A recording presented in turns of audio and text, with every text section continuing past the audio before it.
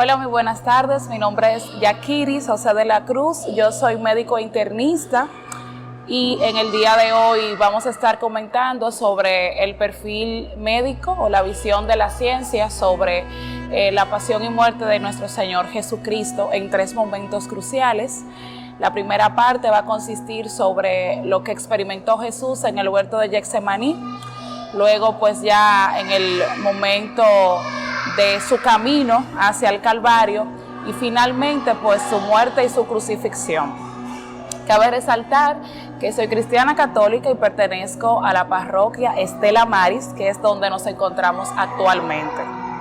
Para iniciar, decir que explicar la perspectiva médica de la pasión y muerte de nuestro Señor Jesucristo nos tiene que interpelar, porque recordemos que Jesús tomó la condición humana y como ser humano experimentó el dolor y el sufrimiento. En el huerto de Getsemaní, donde él estaba orando, estuvo en un momento de mucha incertidumbre, de mucho dolor, de mucho estrés, y que biológicamente se manifestó con ciertas fenómenos que pasaron en ese momento en el cuerpo de Jesús. Por ejemplo, Lucas, que es uno de los evangelistas y que ciertamente fue médico, explica que Jesús en esa agonía, en ese momento de tanto sufrimiento, sudó gotas de sangre. Es lo que médicamente se conoce como hematohidrosis. Este fenómeno es bastante raro, se da en momentos de mucho estrés, de mucho dolor, de mucho sufrimiento, y la explicación fisiológica de la hematohidrosis es que los vasos capilares que irrigan a las glándulas sudoríparas ante un cuerpo que está bajo mucho estrés, donde se liberan hormonas como el cortisol, la adrenalina, hace que estos vasos pues disminuyan su tamaño, su calibre, y como drenan en las glándulas sudoríparas, se mezcle entonces el sudor y se produzca ese fenómeno de que no solamente haya sudor, sino que haya sangre. ¿Por qué? Porque esos vasos se rompen por toda la presión que tienen por las hormonas que se liberan. Eso por ese lado. Importante no dejar de lado lo que anímicamente, lo que bioquímicamente pasaba también en el cerebro de Jesús. Todo un cortejo de neurotransmisores como la serotonina, la dopamina, participan también en todos los sentimientos que en ese momento Jesús experimentó. De paso, luego ya cuando sucede la traición de Judas y tiene que ir pasar por este momento de burla, de golpes, Jesús recibió muchísimos latigazos. Algunos escritores dicen que recibió alrededor de más de 300 latigazos. Estamos hablando que también Jesús estaba en un ayuno prolongado. Cuando hablamos de ayuno prolongado, es cuando un cuerpo tiene aproximadamente 8 horas sin comer. O sea que Jesús estaba en un estado de desgaste físico y de una actividad metabólica importante. Recordemos que la última cena fue en la noche, y ya cuando él está en el juzgado con Pilatos, ya entrada la madrugada, entrada las horas, ya han pasado cierto tiempo de que Jesús no había comido absolutamente nada.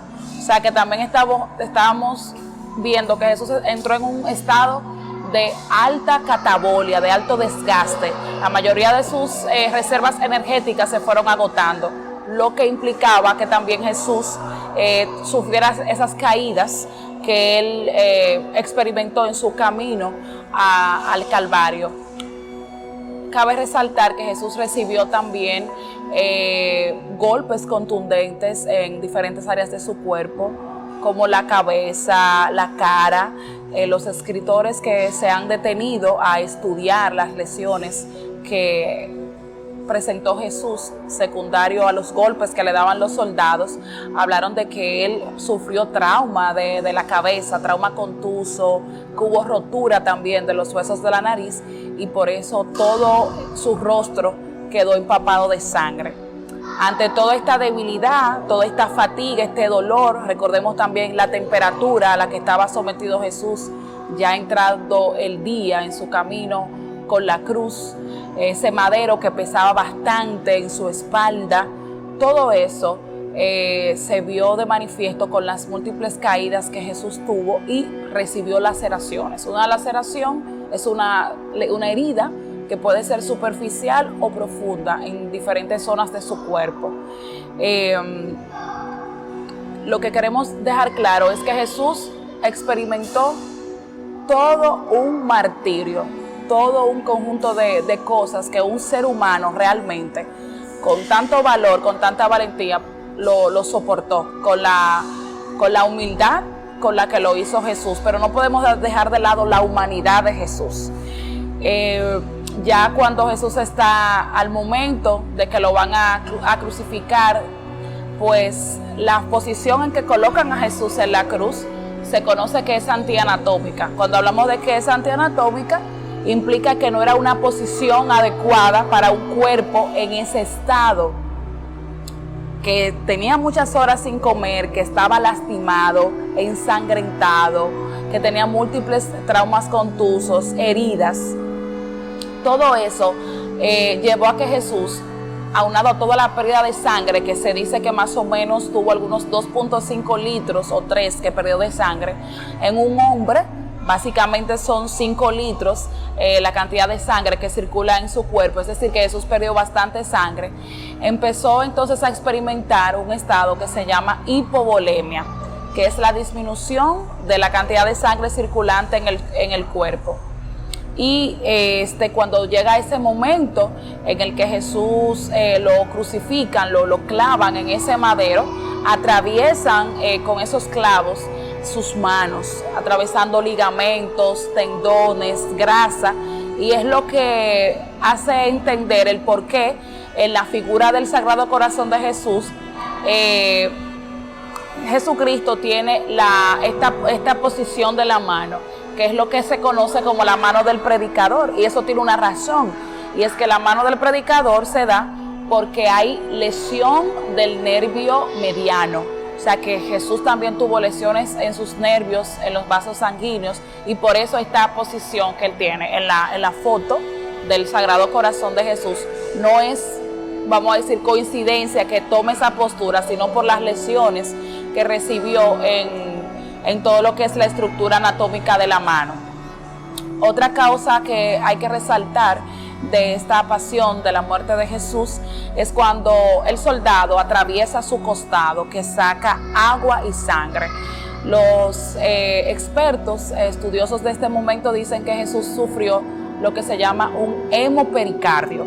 Recordemos que él está ya en un estado de hipovolemia, en un shock hipovolémico. ¿Qué es un shock hipovolémico? Es una condición médica donde la mayoría de las funciones vitales, dígase la presión arterial, va bajando porque la sangre también va disminuyendo. Entonces, toda esa sangre también se fue acumulando en diferentes cavidades de Jesús, como fue su pericardio. Y por eso, cuando atraviesan la lanza, sale agua y sangre. Recuérdense que el cuerpo está constituido en un 70% de agua. La razón por la que él dice tengo sed es que ante un cuerpo con tantos traumas, pérdida de sangre, obviamente su cerebro va a interpretar que necesita hidratarse. Y eso se da porque cuando disminuye la cantidad de agua circulante en el cuerpo, se acumulan solutos, y eso hace que en el cerebro se interprete que necesitamos tomar agua para poder entonces hacer esa reposición. Pero lamentablemente a Jesús no le dan agua, sino que le dan vinagre, una sustancia totalmente ácida. O sea que hasta en ese momento Jesús recibió maltrato.